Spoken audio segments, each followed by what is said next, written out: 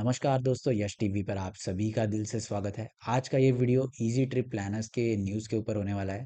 तो easy trip planners ने recently bonus share and stock split announce किया है अपने शेयर होल्डर्स के लिए। तो अगर आपके पास इस कंपनी के अभी 100 शेयर्स है, तो वो आगे चलकर 800 शेयर्स में कन्वर्ट होने वाले हैं। ये जो stock split and bonus share होने वाला है, उसकी वजह से आपके पैसों की वैल्यू नहीं बढ़ने वाली है, बस आपके शेयर्स का नंबर बढ़ने वाला है। तो वो कैसे बढ़ेगा वो भी मैं आपको दिखा देता हूँ। सबसे पहले मैं यहाँ पर आपको इनकी न्यूज़ दिखा देता हूँ।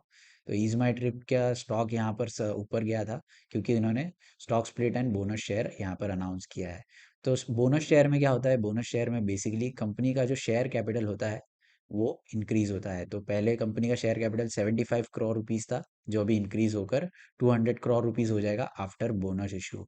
और स्टॉक स्प्लिट में क्या होता है? स्टॉक स्प्लिट में जो स्टॉक की फेस वैल्यू होती है वो डिक्रीज हो जाती है और आपके पास नंबर ऑफ शेयर्स बढ़ जाते हैं। तो वही यहाँ पर होने वाला है। तो सबसे पहले मैं आपको बता देता हूँ कि जो ईज माई ट्रिप का स्टॉक है, ये इन्होंने पहले भी बोनस शेयर इशू किया है अपने शेयर होल्डर्स को। तो पहले मैं इसका चार्ट ओपन कर लेता हूँ। सो दोस्तों, ईज माई ट्रिप प्लानर्स का ये चार्ट है। यहाँ पर आप देख सकते हो, ये स्टॉक की लिस्टिंग अराउंड 300 रुपये के आसपास हुई थी। ये स्टॉक लिस्ट हुआ था, अभी ये बोनस में एडजस्टेड है। रिसेंटली ये कंपनी ने बोनस शेयर इशू किया था फेब्रुवरी के मंथ में। तो यहाँ पर अराउंड मैं आपको दिखा देता हूँ, यहाँ पर कंपनी ने बोनस शेयर इशू किया था। तो स्टॉक का प्राइस 300 रुपये पर कुछ लिस्ट हुआ था, उसके बाद में स्टॉक 600 रुपये पर गया यहाँ पर, और उसके बाद में ये 900 रुपये तक की इसने रैली दिखाई थी। बाद में फिर एक बार स्टॉक 600 रुपये पर आया और इन्होंने 1:1 रेशो में बोनस शेयर दिया। तो 600 के प्राइस पर बोनस शेयर इशू किया, तो 1:1 रेशो में।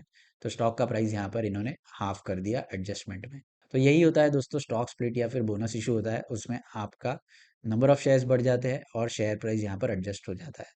तो अभी स्टॉक का प्राइस 400 रुपीज़ के लेवल पर ट्रेड कर रहा है। अगर आप आईपीओ प्राइस से सारे बोनस इशू हटा दो, तो यहाँ पर स्टॉक का प्राइस आपको 800 रुपीज़ दिखता था, लेकिन बोनस इशू हुआ है 1:1 रेशो में। तो यहाँ पर स्टॉक का प्राइस अभी 400 रुपये पर ट्रेड कर रहा है। अभी कंपनी ने क्या किया है? अभी कंपनी ने एक स्टॉक स्प्लिट और बोनस शेयर दोनों निकाले हैं। यहाँ पर दोस्तों, ईज माई ट्रिप प्लानर्स ने दो कॉर्पोरेट एक्शन की है एक साथ में। पहला तो है बोनस शेयर और दूसरा है स्टॉक स्प्लिट। तो बोनस शेयर में क्या होता है? यहाँ पर कंपनी ने 3:1 रेशो में बोनस शेयर दिया है। तो अगर आपके पास पहले 100 शेयर्स थे, तो आगे आफ्टर बोनस इशू आपके पास 400 शेयर्स हो जाएंगे। तो यहाँ पर मैं 400 लिख देता हूँ। 400 शेयर्स हो गए। और उसके बाद स्टॉक स्प्लिट हुआ है। स्टॉक स्प्लिट कितना हुआ है? 2:1 रेशो में। यानी अगर आपके पास पहले 2 की फेस वैल्यू वाला एक शेयर था, तो अभी आपके पास 1 रुपए की फेस वैल्यू वाले दो शेयर्स हो जाएंगे। यानी 400 शेयर्स के हो गए। यहाँ पर मैं 400 लिख देता हूँ। पहले पहले 400 थे बिफोर स्टॉक स्प्लिट, और आफ्टर स्टॉक स्प्लिट हमारे 800 शेयर्स हो गए, यानी शेयर का नंबर डबल हो गया। अगर आप इस प्रोसेस को उल्टा कर दो, यानी पहले आप स्टॉक स्प्लिट कैलकुलेट करते हो, उसके बाद बोनस शेयर करते हो, फिर भी आपको फाइनल क्वांटिटी ये 800 शेयर्स की ही मिलने वाली है। तो यहाँ पर यही हुआ है, कंपनी ने stock split and bonus share announce किया है। और यहाँ पर कंपनी ने अपने शेयर होल्डर्स की जो शेयर्स की क्वांटिटी है वो सिर्फ इंक्रीज करी है, और स्टॉक प्राइस ये एडजस्ट करने वाली है कंपनी। तो एडजस्ट भी स्टॉक प्राइस उसी हिसाब से होगी। अगर आपने पहले 10,000 रुपये इन्वेस्ट किए थे इस कंपनी में, तो आगे स्टॉक स्प्लिट एंड बोनस के बाद भी आपके पास 10,000 ही रहने वाले हैं।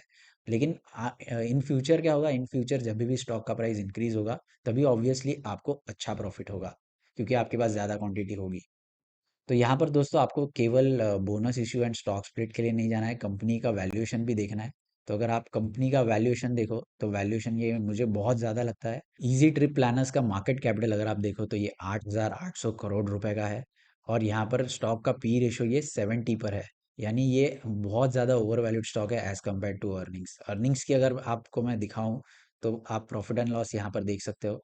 8,000 करोड़ का कंपनी का मार्केट कैपिटल है, और यहाँ पर कंपनी सेल्स कितना कर रही है? केवल 230 करोड़ रुपए का, जो कि बहुत ही छोटा नंबर है।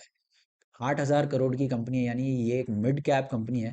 तो किसी भी मिड कैप कंपनी का मिनिमम सेल्स रेवेन्यूज कितना होना चाहिए? कम से कम 500 या 1,000 करोड़ रुपए का कंपनी ने रेवेन्यू क्लॉक करना चाहिए।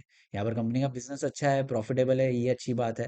लेकिन अगर कंपनी का जो सेल्स है ये इंक्रीज नहीं हो रहा है, तो यहाँ पर आगे चलकर आपको कैसे ग्रोथ मिलेगी, ये बहुत बड़ा सवाल है। तो ये सब कुछ सोच समझ कर आपको ऐसी कंपनीज में इन्वेस्ट करना है। अगर कंपनी का ग्रोथ पोटेंशियल अच्छा है, तो ऑब्वियसली आपको लॉन्ग टर्म में अच्छा रिटर्न्स मिलेंगे।